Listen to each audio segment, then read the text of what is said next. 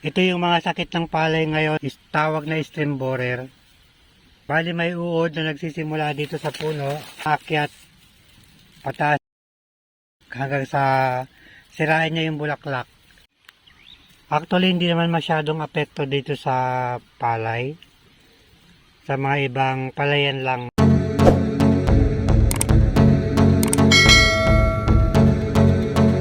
Welcome to my vlog. Pupunta ako ng bukid. Papasyala ng tanim na palay.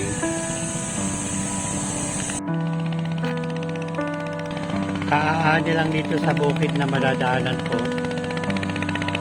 Nagagayak na naman sila ng tataniman ng palay. Actually may punla na sila sa gawin doon. Dire-diretso pa rin ang agos na ang tubig sa irigasyon.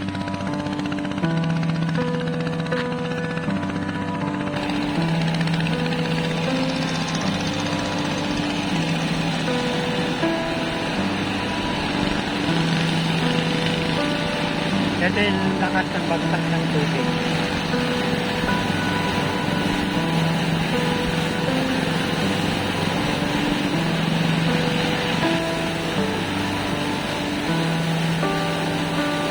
Dire-diretso doon sa bukid. Sa kabilang kahoyan na yun doon ako pupunta. Mado ng bukid. Mado ng tanim na palay.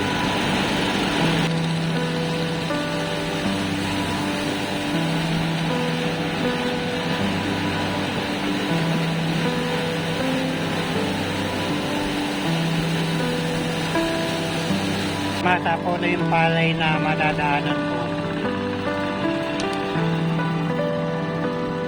Malapit na rin anihin yun sa mga ilang weeks na lang. Sa kabila naman, nagkakayak na sila ng mga taniman na naman.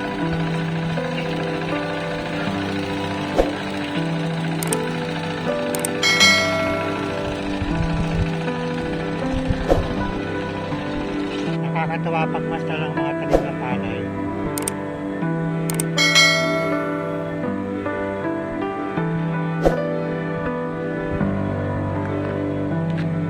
Ganito lang kasimple ang buhay sa bukid. Nasa bukid ang pasyalan.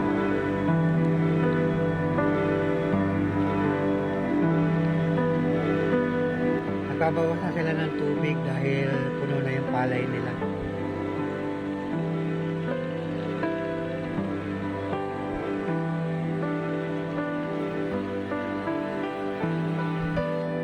Andito na ako sa kahuyan. Kung saan yung bukid na pupuntahan ko.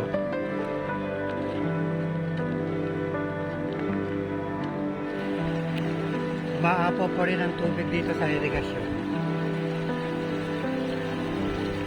Ito na yung service ng dalawa, si Mang Aldo, Akajubong at saka si Don Paquito.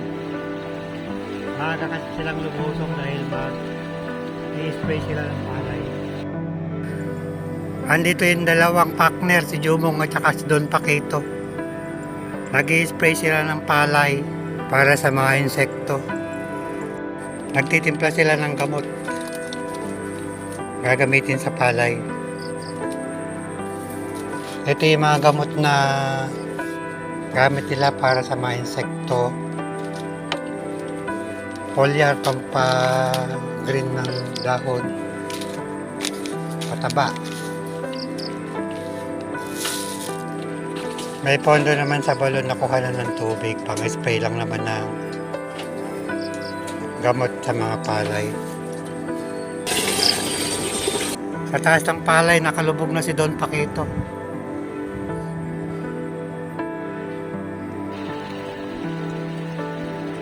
Ito na ang itsura ng sabog tanim na palay dito sa bukid. May mga laman na rin ng butil.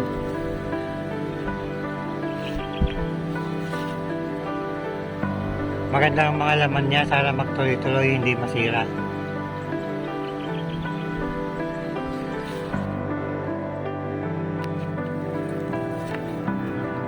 Papalintog na tapos dilaw na rin yung iba.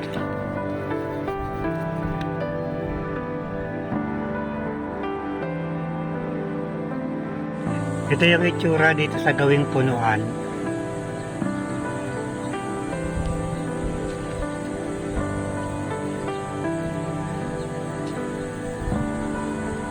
Maganda rin ang mga laman.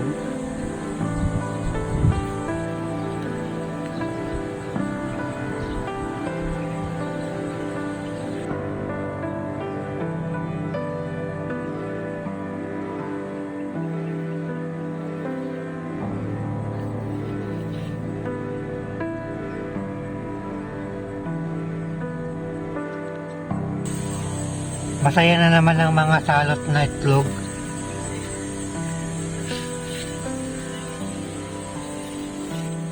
Ito yung mga sumisira sa palay. Mga itlog ng golden kohol. Nakakit na sila sa puno ng palay.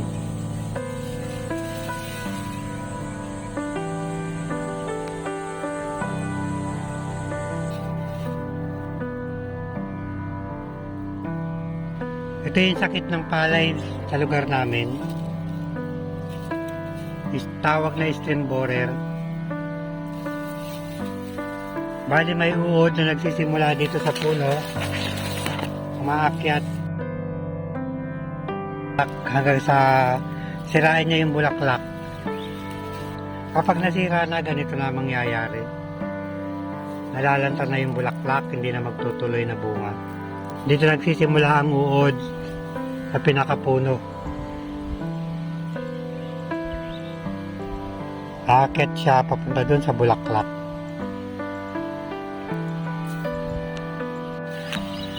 Kapag kasi hindi napuksa itong mga stem borer na to, sayang ang palay, wala kang aanihin. Masisira lahat ng bunga. Madami ring bunga ang malunggay dito sa bukid.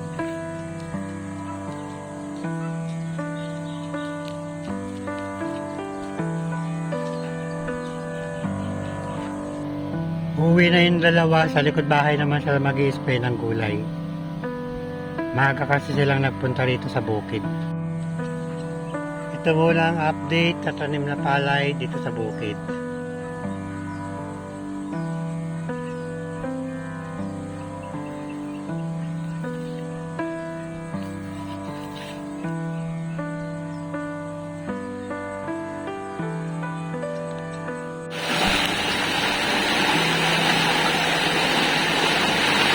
Still here. Thanks for watching.